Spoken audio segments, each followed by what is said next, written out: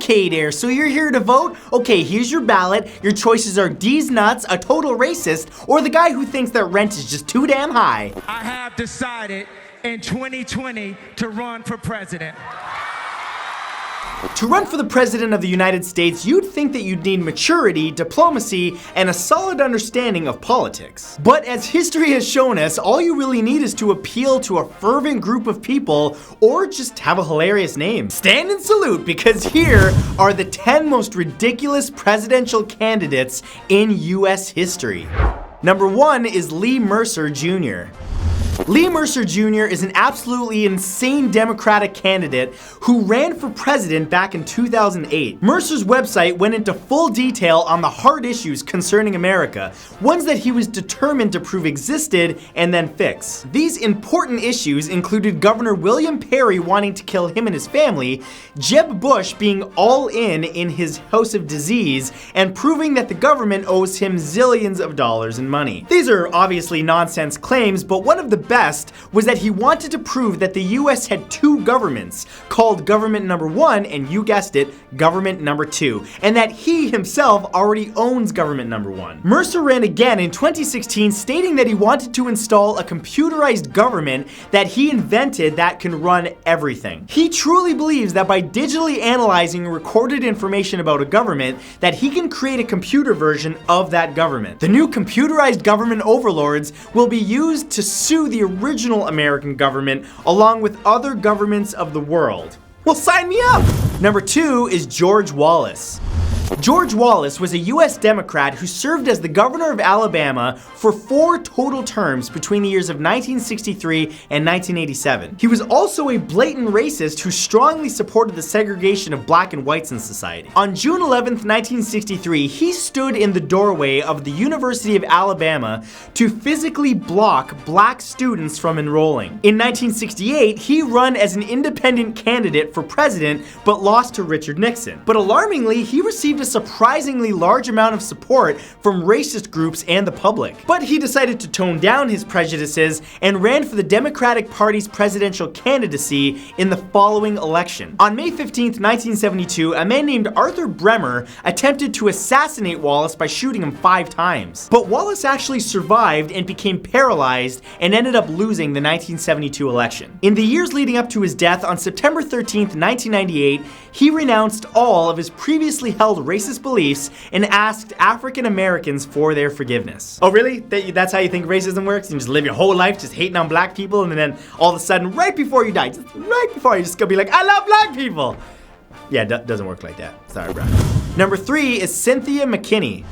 Cynthia McKinney was a Democratic Party member who represented Georgia in the United States House of Representatives for 6 terms before she ran for the Oval Office under the Green Party in the 2008 election. McKinney's political history prior to 2008 was pretty odd, as she had tried to pass an act that would release the official documents detailing Tupac Shakur's death. She's a 9/11 truther, and she once punched a Capitol police officer. McKinney also held a press conference after Hurricane Katrina, stating that she had information from anonymous insiders that 5,000 people were executed and dumped into a swamp in Louisiana. Supposedly, all this data was hidden somewhere on a Pentagon computer. Unsurprisingly, Crazy McKinney only received 0.12% of the total vote for the presidency. Her failure streak continued when she ran for her old job in the House of Representatives in 2012, but never received enough support to even get on the ballot. If you elect me, I'll tell you where Tupac and Biggie are. They're my homies.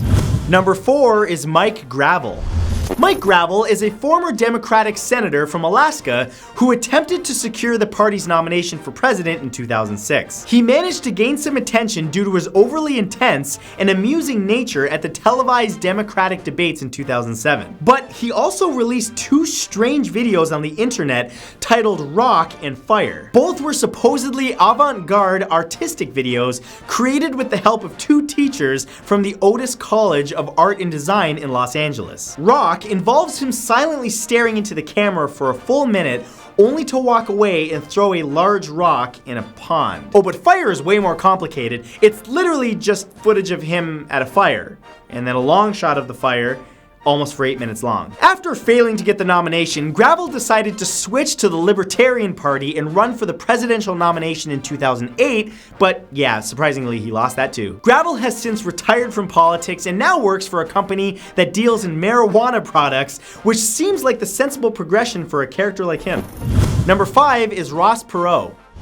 Similar to Donald Trump, successful American businessman Ross Perot, who has a current net worth of $4 billion, ran in the 1992 presidential elections as an independent candidate. Early on, Perot's campaign gained attention, and it gave him a fighting chance against his major party opponents, including George Bush Sr. However, Perot's support began to wane, and he soon announced his withdrawal from the race. He later blamed his exit on threats by the Bush campaign to release fake compromising photographs of his daughter that would have ruined her wedding. Oh, but he wasn't done, because he then jumped back into the race and won back voters with expensive advertisements and exceptional performances at presidential debates. Ultimately, Perot lost the election but managed to attain 19% of the popular vote. He ran again in 1996 but hurt his own chances after losing his temper in a debate against Al Gore on CNN's Larry King Live. He ended up losing with only 8% of the popular vote this time, and his political career was over.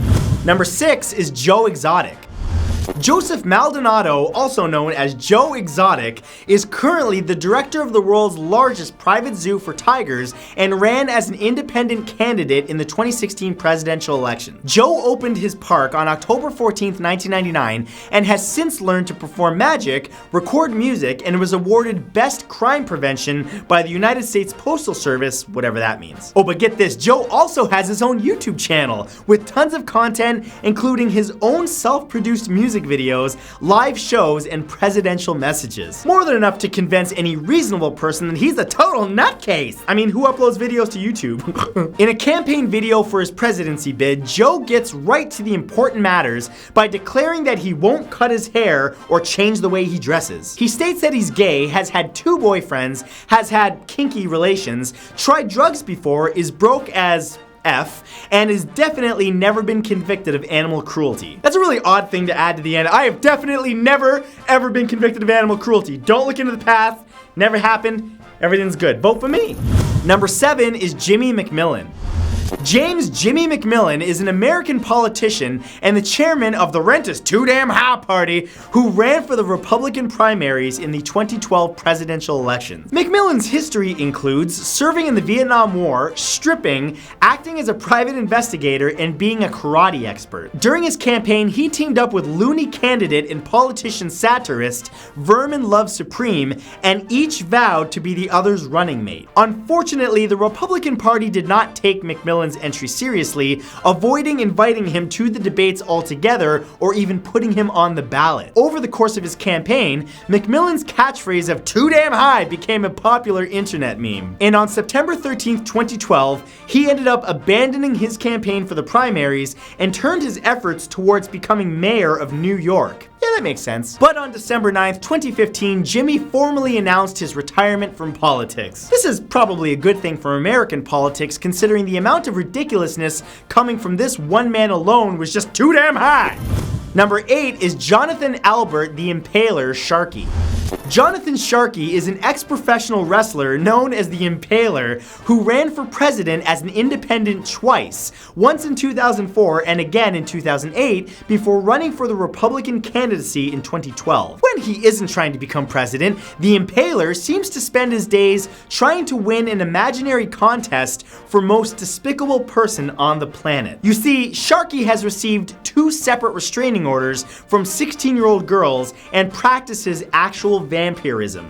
Yep. But Matt, what does that mean? It means that the Impaler drinks human blood as well as cow and pig blood twice a week because he likes it. He says that if he were president, he would ban abortions and teaching evolution, but he does want to be able to torture, impale, dismember, and decapitate certain criminals. You know what? Let's just make sure that the military policies and nuclear codes of America stay away from a guy who likes torture and drinking blood. Sound good? Okay. Number 9 is Leonard Live Forever Jones. Leonard Jones was a wealthy landowner in the 1800s who was genuinely convinced by a strange man that he was immortal. Jones began a political career running for the presidency on many occasions between 1840 and 1860, with his main position being, well, that he was freaking immortal. According to Jones, anyone could achieve immortality just like him. All they had to do was eat and drink very little and pray all the time. If you didn't, you'd catch a bad case of mortality. Even though no one took him seriously, crowds enjoyed watching his zealous speeches, and his opponents found him to be completely mad, but otherwise entertaining. He claimed that President Lincoln's assassination was a punishment from God for not voting him in as president. But then, shockingly, in 1868, Jones caught pneumonia, which could have been treated had he not believed that he was immortal. He died on August 30th. And number 10 is DEEZ nuts. Oh, you know this had to be on the list. DEEZ nuts was the name of a third-party presidential candidate who ran in the 2016 elections. Despite his hilariously ridiculous and kind of awesome name, August 2015 polls run in Minnesota, Iowa, and North Carolina gave him 8 to 9% of the popular vote. Impressively, the Nuts campaign platform included some actual substance and supported things like tax cuts for companies using renewable energy, legal abortion, same-sex marriage, and voting rights for America's overseas territories. So, who was behind this joke candidate that ended up winning the rebel vote? Believe it or not, it was a 15-year-old high school student from Wallingford, Iowa named Brady Olson who filled out a candidate form and started getting the best polling numbers for an independent since Ross Perot in 1996. But even if DEEZ nuts had managed to win the vote, Olson is still 2 decades too young to be officially accepted for the presidency. And unfortunately, because of Nutt's success,